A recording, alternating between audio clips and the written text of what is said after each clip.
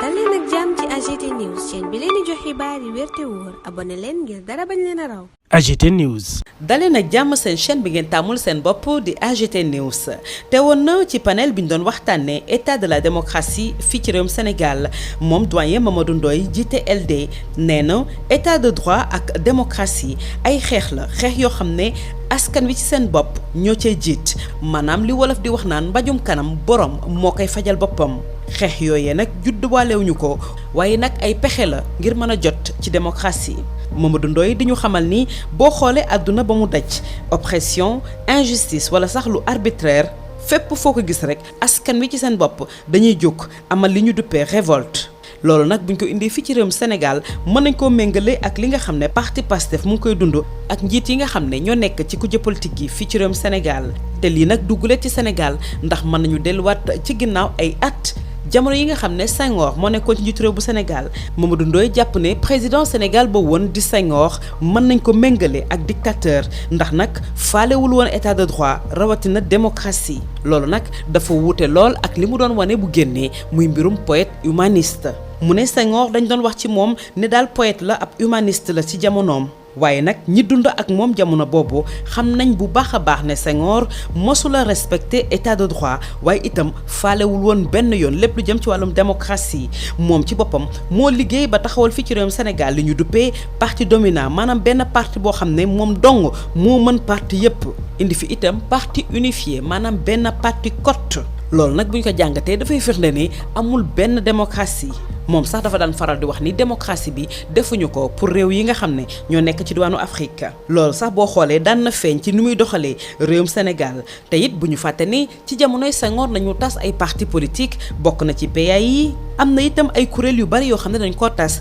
ay organisation syndicale ay organisation yoo xam ne étudiants yi seen bopp ñoo ko taxawaloon li mu bëggoon mooy bu mu am kenn koo xam ne day taxaw nankaam président déet wala président defeel nii Mamadou Ndoye defal ñu boobule fàttali mu def ko nag ak mbartal ngir dellu si ci yorinu réew mi jamono ji ci loxoy Macky Sall mu ne Macky Sall ni mu yoree réew mi daf koy fàttali li ab xaritam daan wax naan kan démocratie mën nañ ko méngale ak jant buy sow nee na fii ci réewum Sénégal dañu gis deltu ginnaaw ci wàllum démocratie boo xam ne kenn mësu ko xalaat Macky Sall daf ñu delloo ay ati at ci ginnaaw ndax nag tas parti politique dafa xewwi mu ne fi jamono toll kenn mënu la xalaat ne Macky Sall dina feesal dell kaso yi nga xam ne ñoo nekk ci réew mi ak ay góor rawatina ay jigéen yoo xam ne dañuy yëngu ci wàllum politique kenn ci jamono yi ñu toll mënul woon xalaat ne fii ci réewum Sénégal dañuy aaye nga dem amal ay ñaxtu saa bu la neexee ci mbedd yi te it ñu def ko ci diir bu yàgg. lii la njiital LD daal di ŋàññ ci doxalin bi ci wàllum démocratie fii ci réewum Sénégal dañuy daal di des ba tey ci ndaje boobee nga xam ne ñu ngi doon waxtaanee état de la démocratie fii ci réewum Sénégal am na keneen koo xam ne teewoon na fa muy ki nga xam ne moom la ñu dénkoon lépp lu jëm ci wàllum communication ci parti Pastef bi nga xam ne dañu ko tas nee na maanaam daal bu doon guerre la mën nañu ne xeex bi gën a mag gañe nañu ko mu jëm ci élection présidentielle bu 2024 El Malick Ndiaye ne li gën a rëy nag ci ndam yi nga xam ne am nañu ko mooy xeex bi nga xam ne def nañ ko ci sunu diggante ak Macky Sall ndax tax na tey ñu daal di feeñal ci bëccëgu ndar kàmm melokaanu Macky Sall tax nag ba àdduna gi yépp teg ci bët Sénégal tey nekk na réew boo xam ne ñépp a koy reetaan loolu nag faw ñu nangu ko ndax réew la boo xam ne droit de l'homme yi dañu ko salfaañi kenn amul liberté lépp li nga xam ne rek amoon nañu ko Macky Sall ak nguuram fëkk nañu ko réew la boo xam ne terreur bi dañu ko institutionnalisé tey sunu njiit di Ousmane Sonko moom ak junni ak juróom-benn fukki doomi aadama di ay patriotes ñu ngi ci kaso yi ñu teg leen loxo ci anam bu jaaduwul ñii ñu ngi ci contrôle judiciaire parti bi tas nañu ko sunu responsable national bi nga xam ne moo jiite ndaw ñi dafa faf exilé dem ci beneen réew loolu yépp taxul ñu fay ndax bés bi yàlla sàkk ñu dégg waa Pastef ci espace médiatique yi nga xam ne ñoo nekk ci réewum Sénégal ndaxte nag ñu ngi xeex ci projet bi nga xam ne moo ñu taxoon jóg projet boobee dafay continuer ngir Sénégal waaye dafay continuer itam ngir Afrique loolee la El Malick Ndiaye daal di xamle ci kanamu ay juriste ak ay figures emblématiques yoo xam ne dañoo xeex ba am démocratie El Malick Ndiaye ne beneen ndam bi nga xam ne am nañ ko te mu daxal ñu mooy ne Macky Sall bi nga xam ne ba ñu ko falee sa ëllëg sa la tàmbali di wax ni dafay réduire opposition sénégalaise bi à sa plus simple expression tey moom moomee nañu réduire à sa plus simple expression teg ci nag système bi nga xam ne moom la jiite moom it dañu leen réduire à sa plus simple expression. Responsable communication bu parti Pastef bi nga xam dañ ko tas nee na nag ñu ngi jege but bi mu ne nag lu ñuy gën di jege but bi xeex bi di gën di tar.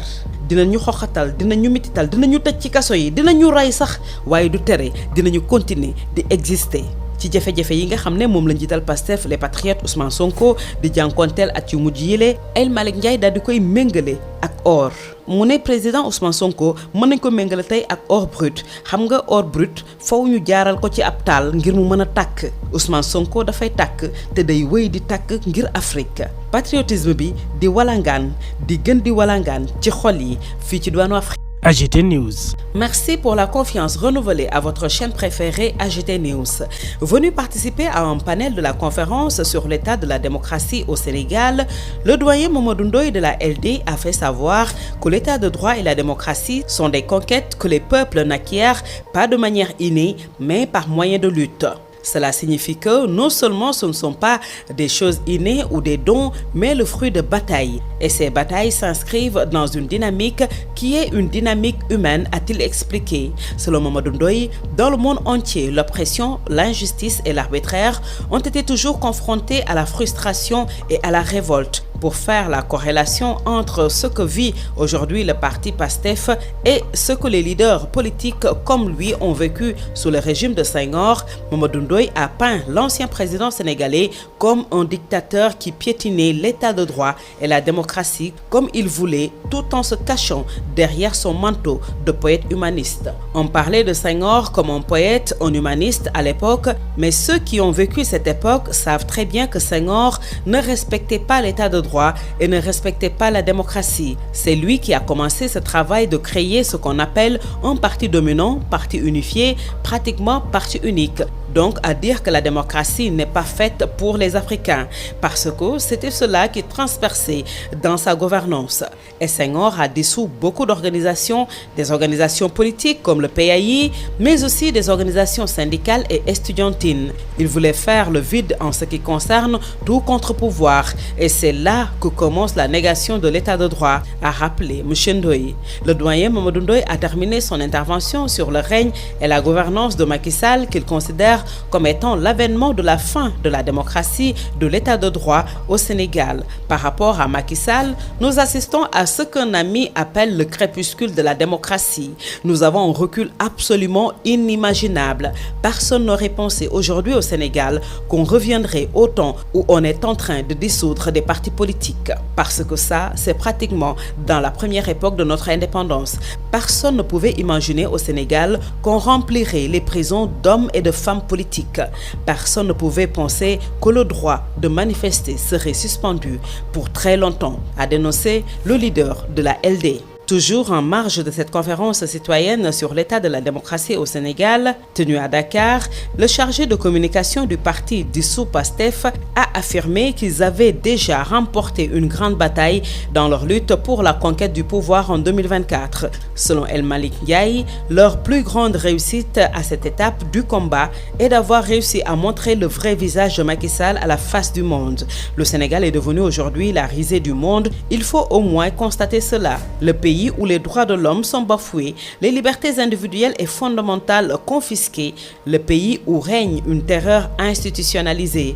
Aujourd'hui, notre leader, le président Ousmane Sonko et plus de 1060 patriotes ont été injustement arrêtés. D'autres sous contrôle judiciaire, notre parti dissous, notre responsable national à la jeunesse exilée. Mais nous occupons malgré tout l'espace médiatique avec beaucoup de dignité parce que nous faisons tous les sacrifices pour le projet et le projet n'est rien d'autre qu'un Sénégal prospère dans une Afrique souveraine, a-t-il déclaré devant un parterre de juristes et figure emblématique de lutte démocratique et de défense des droits. El Malick Ndiaye d'ajouter, nous avons déjà remporté la victoire parce que nous avons réussi à réduire aujourd'hui non seulement le régime de Macky Sall à sa plus simple expression, un régime de terreur, mais nous avons réussi à réduire tout un système à sa plus simple expression. Selon le responsable de la communication du principal parti d'opposition sénégalais, plus nous approcherons du but, plus la bataille sera rude. Qu'ils nous persécutent, nous oppriment, nous emprisonnent et elles nous tuent.